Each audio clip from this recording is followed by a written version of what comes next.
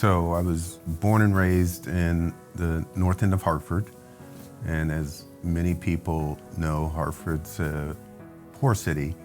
In fact, one of the poorest in America. We live in a country that was founded on such high ideals. It has never actually met up to that standard, but it was aspirational ideals about opportunity for all, about freedom, about the pursuit of happiness, and fundamentally, the level of racial inequality in America and in our state is morally reprehensible.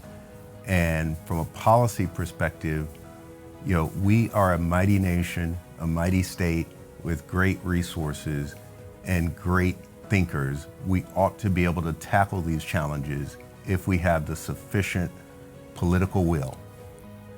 So baby bonds was important to me because we've done so many things around addressing poverty, addressing racial inequality that have not been effective, that fundamentally I felt like we needed more innovative policy and bolder policy to meet the systemic challenges of racial inequality in our state. And in the aftermath of George Floyd's murder in Minneapolis, this country is going through a period of racial reckoning.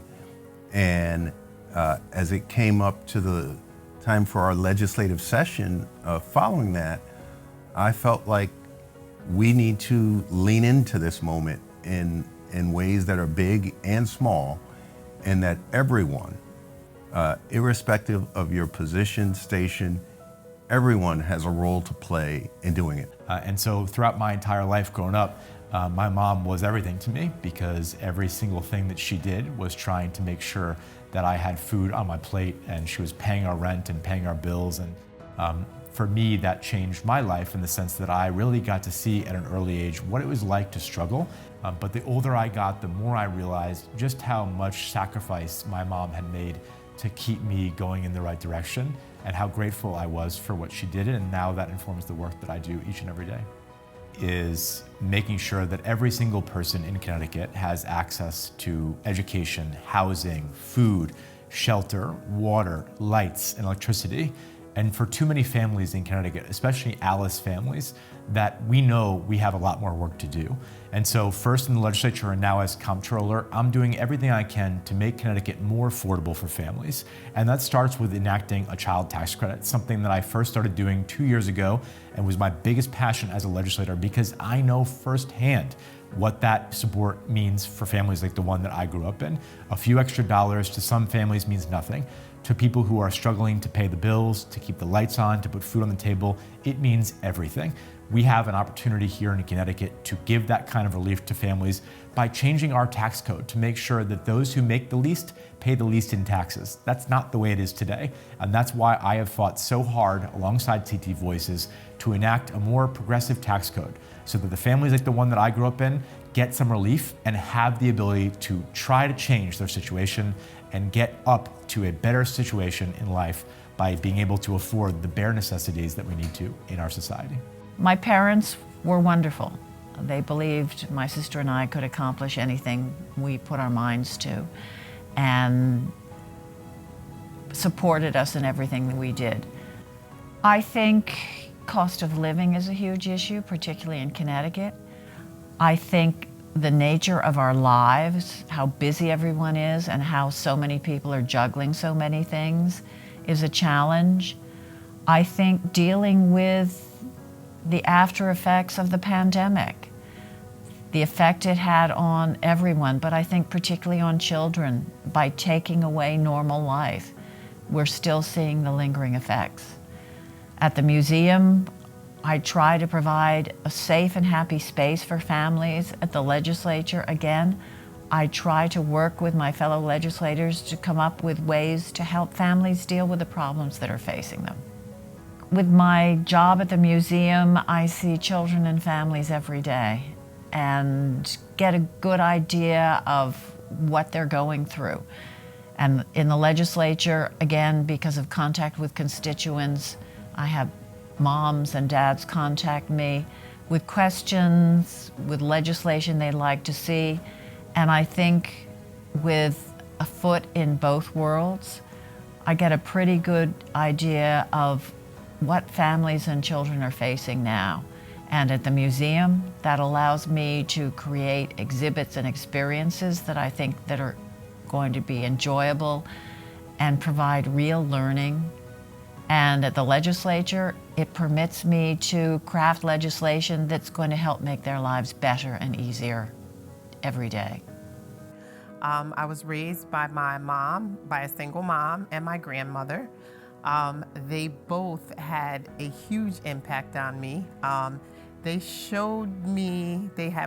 shown me how to see the world through eyes of respect, through eyes of really looking at a person's character instead of what they have, and seeing people for who they really are.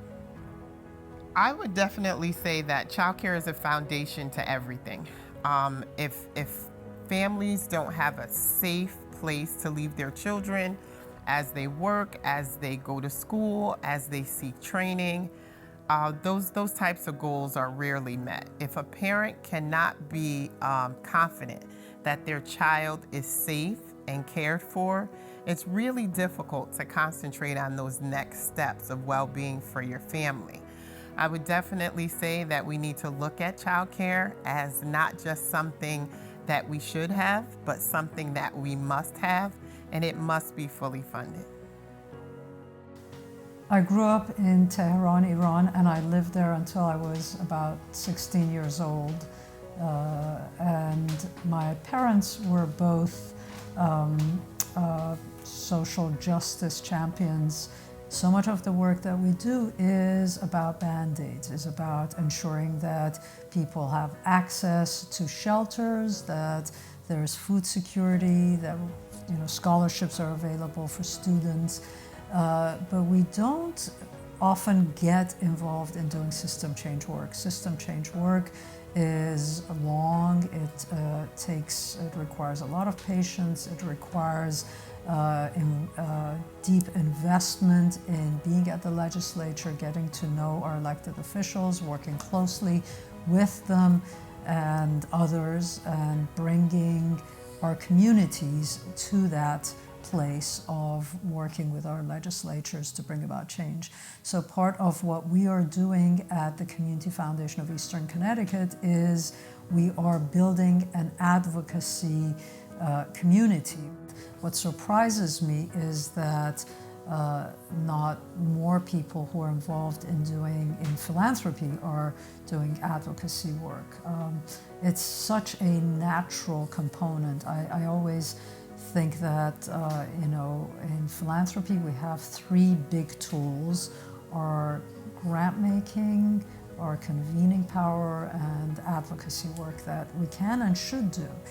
And as part of our advocacy work, it's really important to bring the voices of those who are closest to people with lived experiences who are struggling to the ears of our elected officials, and to ensure that those whom we are electing really have a sense of where the needs are greatest in our communities, and know that they have partners with whom they can work to bring about the changes that are needed.